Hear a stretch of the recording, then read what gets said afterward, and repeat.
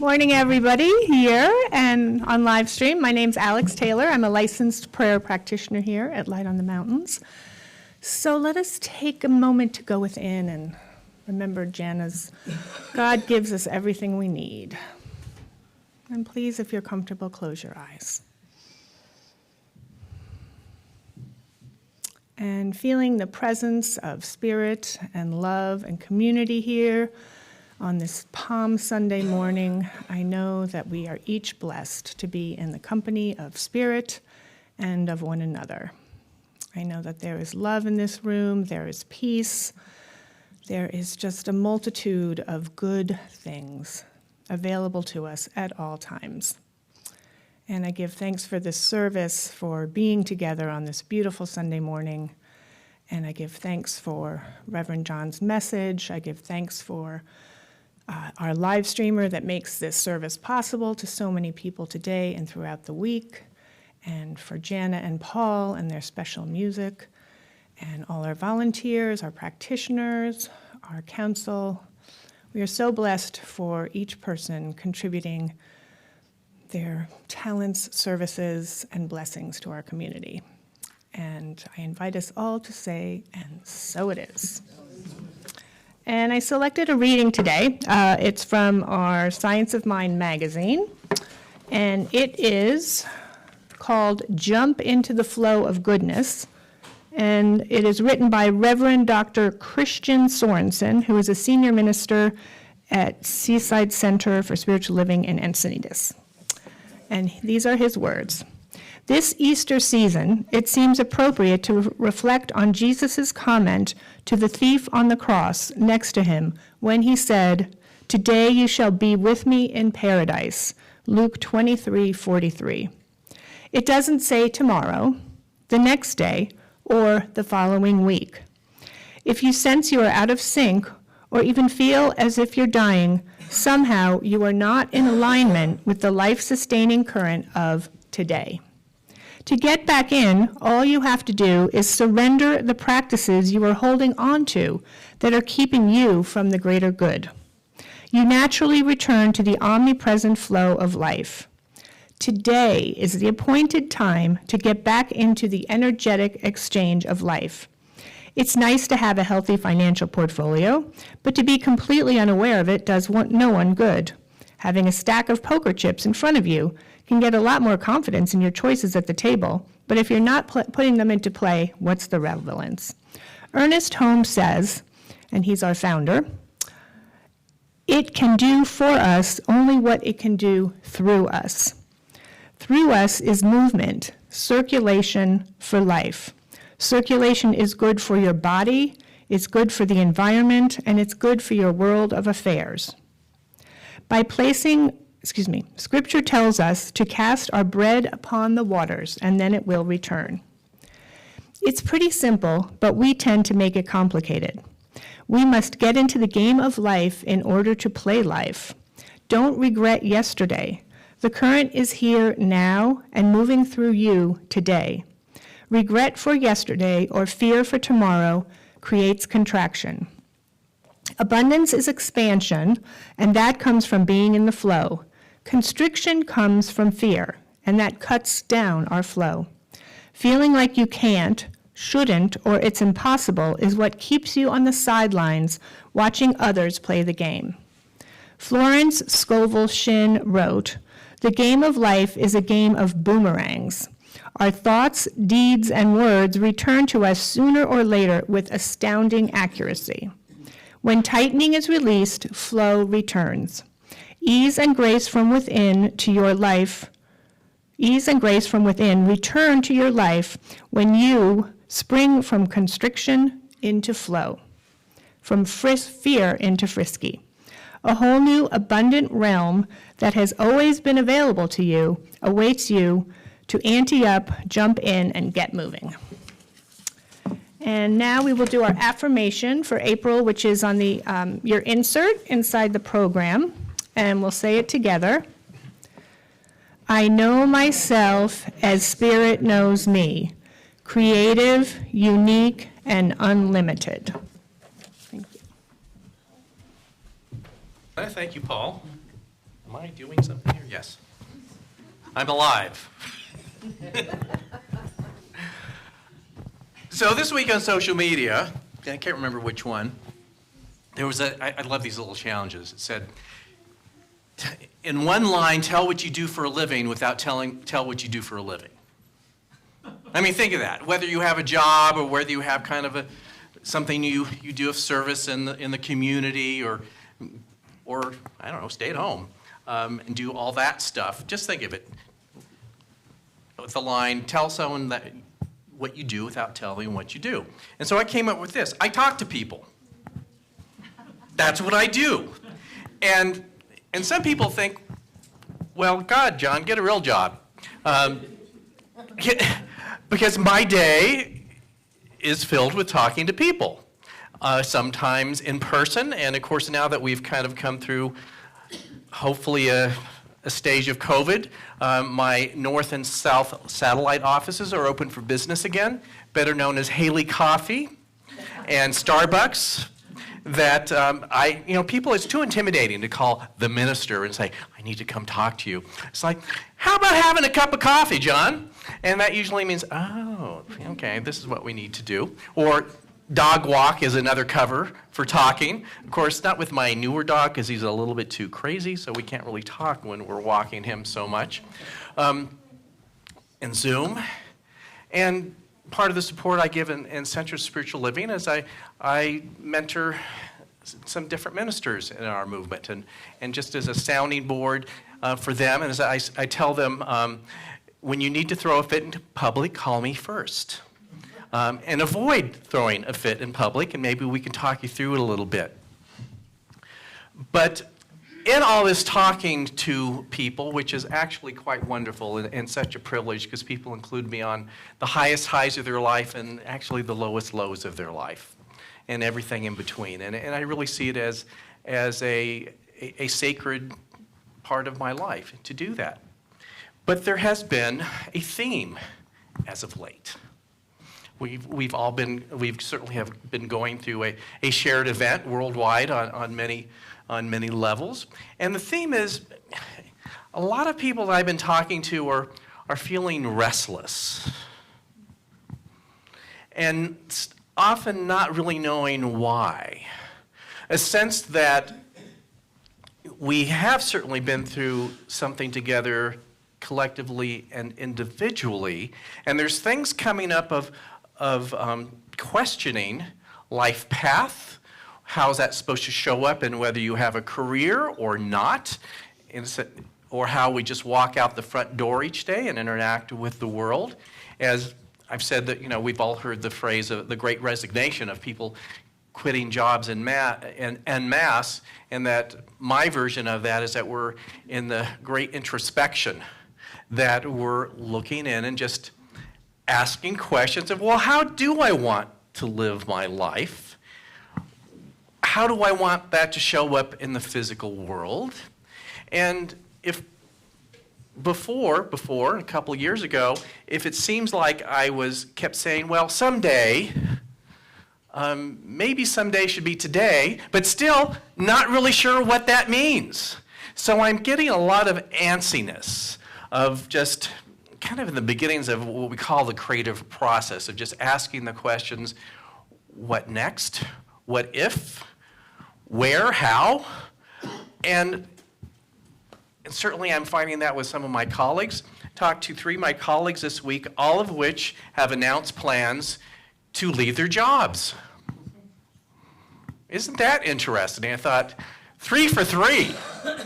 I just thought that was interesting. And nobody was like, oh, well, I'm just so tired. It's like, I have a list of ththings I want to do that I've been putting off. I want to write a book. I want to travel. I want to, serve somewhere else in an international setting somehow, that people weren't like disheartened and like, oh, I just feel like it's time to check out. It was like, I got a big list. And I really just feel called to it and don't even know how I'm going to get there, what I'm going to do once I get there, or even if I ever get there. But something else is starting to churn in me. So that's what I think is up for us. And even as I was talking to one of my colleagues that had announced I hate to say retirement, announcing their next big adventure, we were talking about just the way the world feels today. That it is energetically so different than, let's say, a couple years ago. And we were saying, well, when did we last feel like we were in this other world?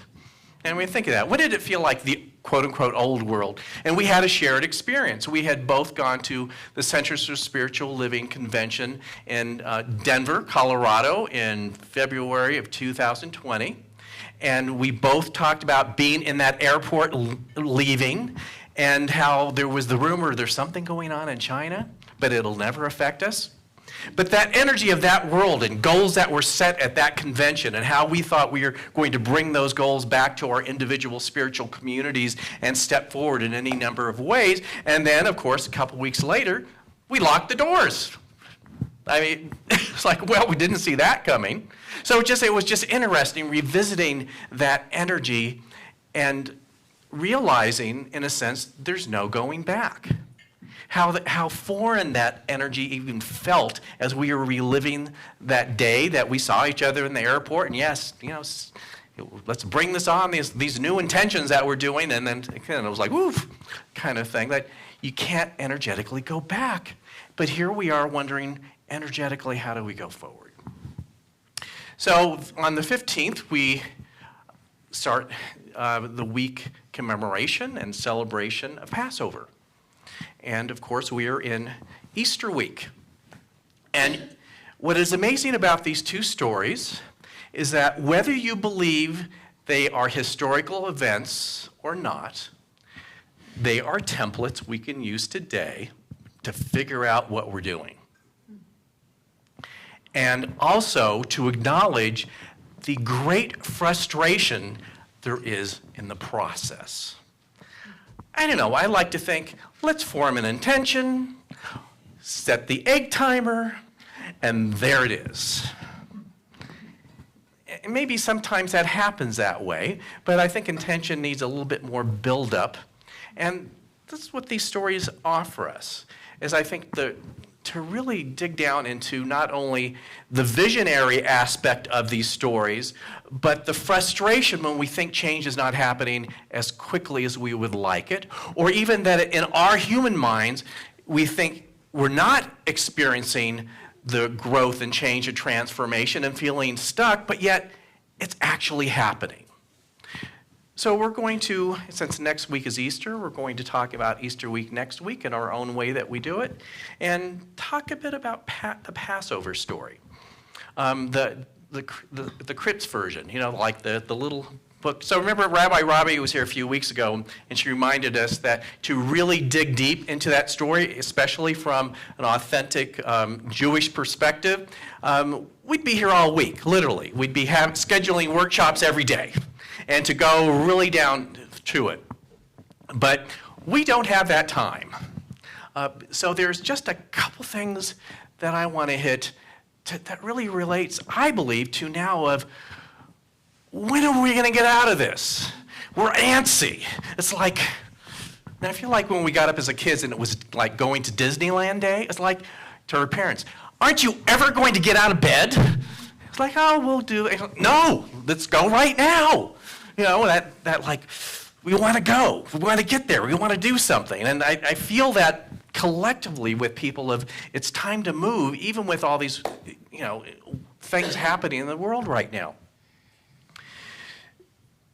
So when we start with this story, and there's just a couple highlights, we start with the people who are literally in slavery and bondage with a longing to leave. And so look at that at a very metaphoric level, being in a situation you don't want to be, longing for it to be different, and yet not seeing any way out. I think that's a pretty common human experience. I think collectively we have had that experience together, feeling that we are restricted and longing to get out in some way, and feeling like it is almost impossible to do so, and always hoping and longing that there will be this new piece of the puzzle that gets added to the mix that somehow will be made possible. And so in the Passover story, it's suddenly possible, where the figure of Moses comes in and convinces the Pharaoh to let everyone go. Now, I have just, in 5 seconds, given what would have to probably take 5 hours of a story to go into. Let's not even go to how they got out. Watch the movie. In fact, I watched 15 minutes of the 10 Commandments yesterday, and I couldn't get through it. It's like, you know, the acting styles of the late 50s just don't translate.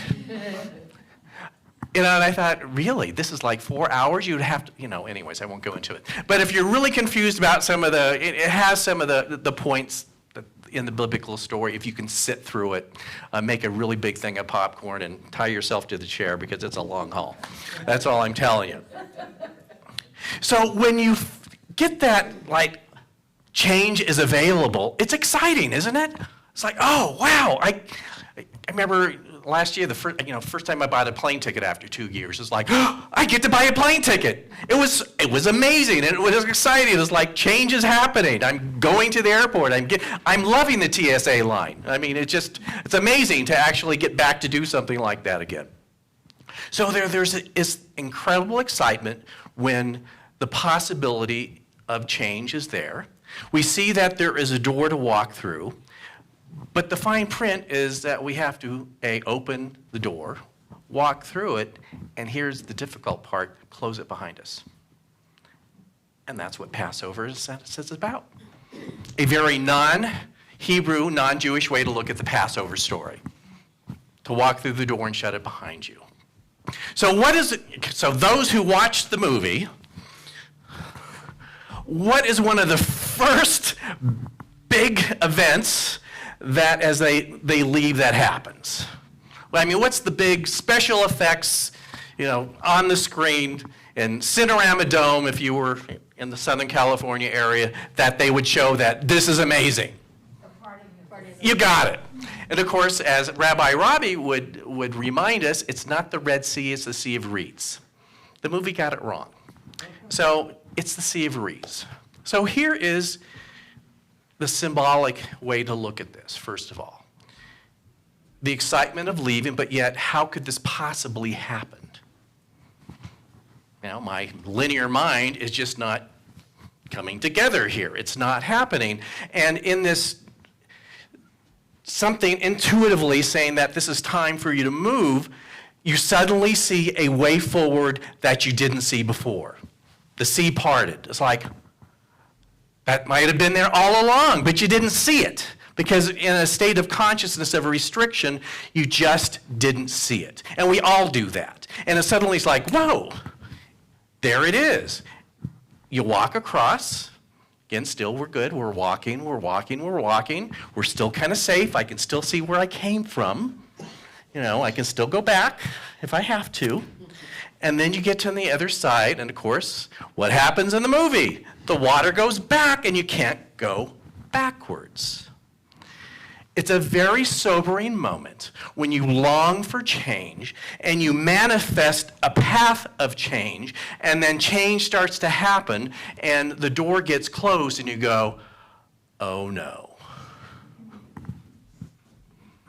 Oh no. There's no going back. Isn't that interesting how we long for change, and then when we get to the point of no return, we're like, uh-oh. In fact, I remember, again, since we're talking about airports, the first time I was on a plane, I think I was 7, and my parents and our family went on a trip to Hawaii in the early 1960s. And I don't think pilots do this anymore. I hope they don't. Somewhere along going over the Pacific Ocean, the pilot announced, "We have just passed the point of no return." I'm sure my parents ordered extra drinks at that point. So the point is if we try to go back, that's going to happen. So it's like, I hope you're committed to go to Honolulu, because that's the only place available right now. Could you imagine that? They wouldn't possibly do something like that right now. Like, yeah, can't go anywhere back, so, it's either ditching in the ocean or, committing to where we're going. I mean, who would do that now? I can't even imagine that. But there is that point of no return. But it's actually a good thing. In my blog this week, I talked a bit about burning bridges and how we have all been, taught growing up and getting new jobs or leaving communities, don't burn your bridges. You never know when you might have to call on a resource from your past, and that is true. I mean, if you've ever left a job that was difficult, we've all had the fantasy of wanting to walk off in a huff, didn't you? Wreak havoc as we leave the building. So it's something really feels good about that. Start a fire on your way out the door or something. But we all know that's probably not the best thing to do, because again, you might have to call someone for a referral or something like that. But in consciousness, and sometimes in the physical world, you have to burn bridges. There is this realization in the person and you were back there is one that to go forward, you can never go back to. In the Passover story, the promise is get to a promised land of great opportunity and freedom. You can't get there until you actually burn some bridges of the consciousness in what you believe that held you back there. So in a sense, that is what the closing of the Sea of Reeds represents, of burning bridges. And again, when we do that, it's a bit like that announcement on the plane, no going back. It's like, and haven't we all done that in a sense? We took a bold step forward, and at 4 a.m. you wake up going, oh my God. I think I better call the other person and apologize right now. I can't go forward. It's just too frightening. I really need to go back, where it's safe. I was miserable, but somehow it's safe back there to be miserable. So that is a huge step going forward to slam the door behind you, burn your bridges, let the water flow in, and say, now it's time. So if you're familiar with the story, as well as if you saw the movie, if you can make it this far, that it really starts the whole next part of this journey. So you would think, at least I do sometimes, I can be really naive, well, I've shut the door, let's go. We'll be there before dinner, kind of thing. And we look at the story of Passover, of them getting from Egypt to what is now Israel, and you think, that's not that far, is it? In fact, I Googled it this morning on Google Maps. So if you were going to walk from Cairo, Egypt, to Jerusalem, it's a 6-day walk. Not that I'd want to do a 6-day walk, but if you're thinking the thing that I want most in the world is only 6 days away, that's not too far, is it? It's like, boy, I think I could do it. If there's enough 7-Elevens along the way, I could probably do it. And really gear up for that. But the way that this story goes is sometimes how our own stories go, is that even though we slam the door behind us, we do start to regret the decision and think, and start to even scheme, how can I go back? And they do this in the story. And this is basically the consequences. Again, they're on the 6-day plan. Let's walk to what will eventually be Jerusalem. And so if you read the story or even watched the movie, they are, meaning the Israelites, all of them, are as a consequence of wanting to go back, which means that they haven't developed the consciousness of moving forward. They are told they have to wander in the desert until they grow in consciousness. And the way that it's posed in the scripture is that it's a 40-year process, meaning everyone who crossed the Sea of Reeds that's alive has to generationally mostly die away and have their descendants make that crossing to the promised land. In a sense, the old consciousness has to die away. So basically, what should have been a 6-day good walk, in a sense, metaphorically 40 years, until there was a shift of consciousness that would allow them to receive the intention that they had set as a people. And guess what? That's how it works for us. That the physical world cannot truly change, and we can change the furniture a little bit or even put a fresh coat of paint on the walls, but we can't have real change until there's internal change. Until the beliefs of what we had that kept us stuck before have started to grow and shift and elevate to something else. And once we do, you can't help but have the right physical circumstances that correlate to that new way of being, if you can understand. And metaphorically, until we do, we are all wandering that desert, wondering, when in the heck are we going to get there? Kind of thing. So here's the work we do in the desert. And of course, let's just acknowledge there are big desert moments in our life, and there's kind of like little weekend desert trips. And they vary, and there's medium sizes one. But we all know, and just think back in your life, you can come up with, you don't have to share it with me or anyone else, you can come up with at least one major desert experience, can't you? Like, when is this going to end, kind of thing. We all have at least one. And you might be in one right now, and of course we're collectively now, just when we thought COVID was on the run, Ukraine's pops up, just because we don't have enough to obsess about. It's like, when is it going to end? So yes, there are things in the outside world we need to do, but the work goes on the inside. So here's your desert survival kit. There's 3 things that we need to concentrate on, which they concentrated on as you read the story. And whether we are on weekend desert trips or on the big desert trips. So here you are, look at the mess we got ourselves into. We were just kind of okay back there, but here we are, seemingly with no resources. Everything we knew has left behind. And what are we going to do now?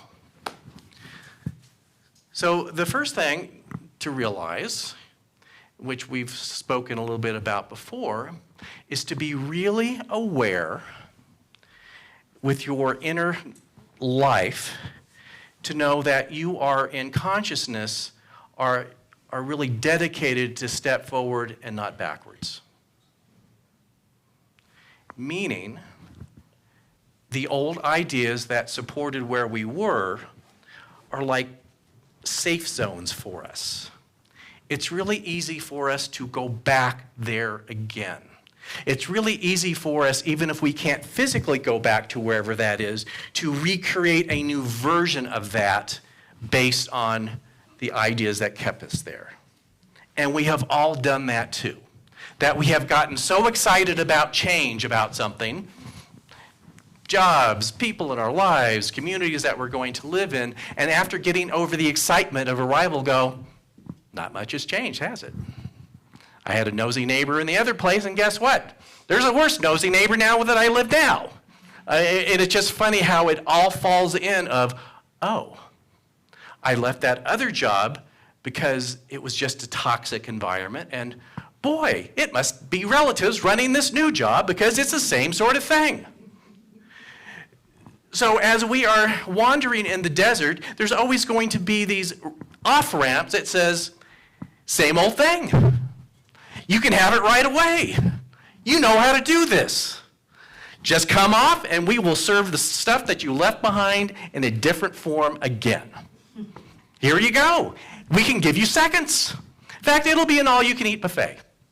Just go at it. And unfortunately, we do. So that's why this took 40 years of chasing their tails in the desert, because of oh, here's another off-ramp to do what we did. Okay. Oh, well, that's not working out. So eventually, we get it. Oh, here's an off-ramp to the same buffet. Guess what? I'm going to, just for fun, pass it up this time. And that's actually the first step of growth, saying, okay, I recognize these ideas that don't work for me, and I'm going to pass. Here's the second thing, and I think is so important for us in these last 2 years. I don't know about you, but points in these last 2 years, I just have felt so emotionally burdened. Haven't we all at a certain point? It's just like, just points of, like I'm sick and tired of being sick and tired here. But here is something else for your survival kit and for us to think of right now. In spite of I can't believe this thing isn't ending, to recognize the actual real miracles that have been happening in your life. We can get so weighted down by the just monotony of it not going the way that we want to, that we don't recognize the amazing things that are happening anyway. And at first saying, wait a second, you're going to say anything in the last 2 years are amazing? Yes! In fact, your homework this week is to recall 3 amazing things that have happened to you these last 2 years.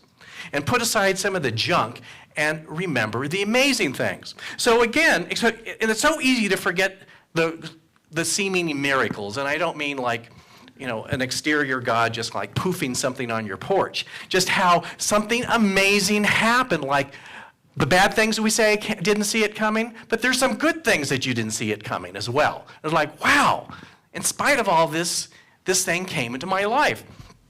And so this is, again, what is so interesting about the Passover story as they're wandering around, first of all, of how supported they were and how easy it might be to forget how supported you were with that.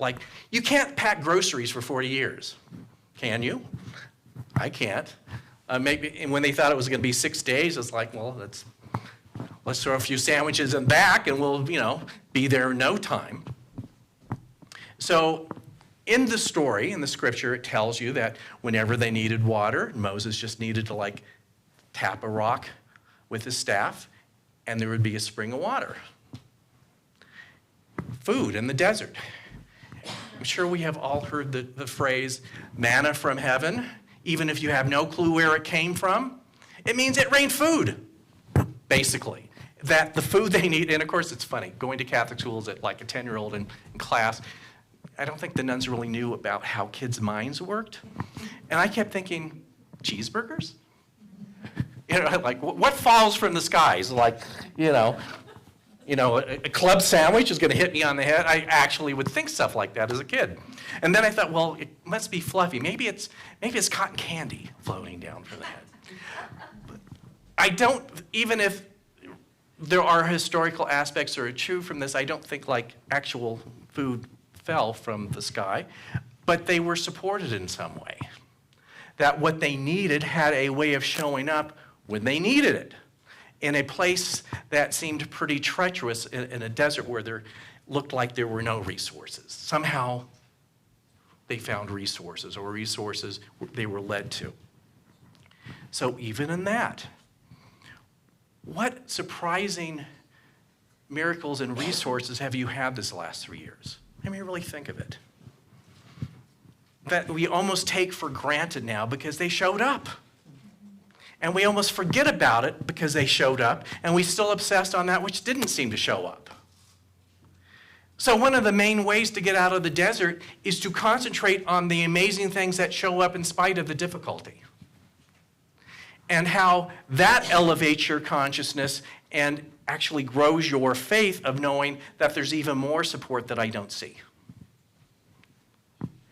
Which leads simply to the last thing to grow in trust and faith on this crazy journey. Because you've just had proof. Things have showed up that you didn't think were going to show up. Things showed up that you didn't know were available in spite of this crazy kind of world here. And so that is what helps grow our trust that there is something that we are bigger, that we are part of. That even where we are poised right now as a faith community, as an individual lives, with our families, of not really sure if this is all going to work out. It's going to. It actually is. It may not look how you think it is, and it doesn't say that we are immune to personal tragedy or difficulties, but it's all going to work out. in some weird way. And again, look in the rearview mirror.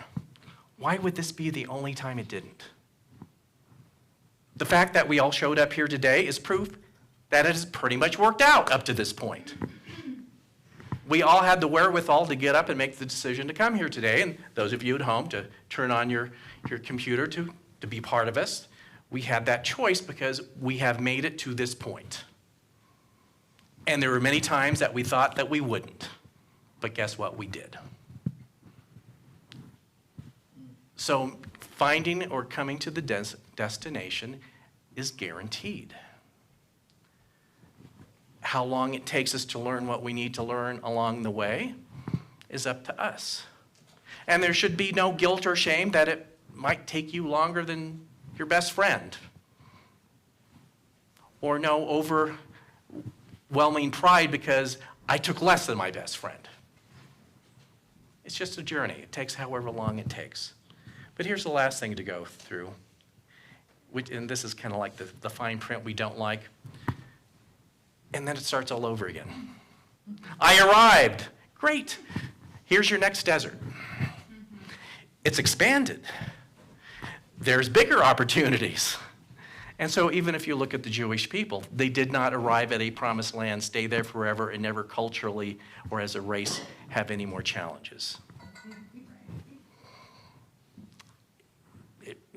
Look it up in Wikipedia or something. There have many metaphoric wanderings in the desert for that people as for all of us. But the routine is the same.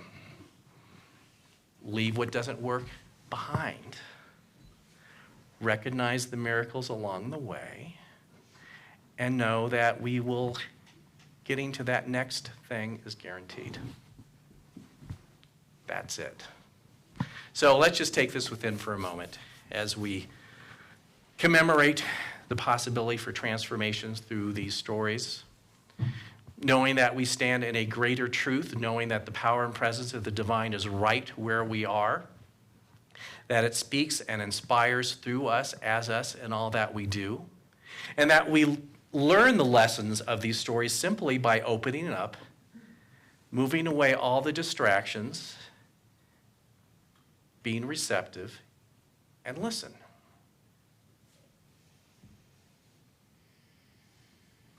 And we take our walks in the desert knowing that there is great value in each step. We embrace it and know that amazing things are happening right now and as we come to greater destinations. So we give thanks for this. We recognize the daily miracles that happen. And as we recognize that, we live in such great gratitude that we can't help but release attachment to our human intentions and know that there's something greater in charge. We release them, we let them go. We let them create in perfection as we simply stand aside and say yes. And so it is.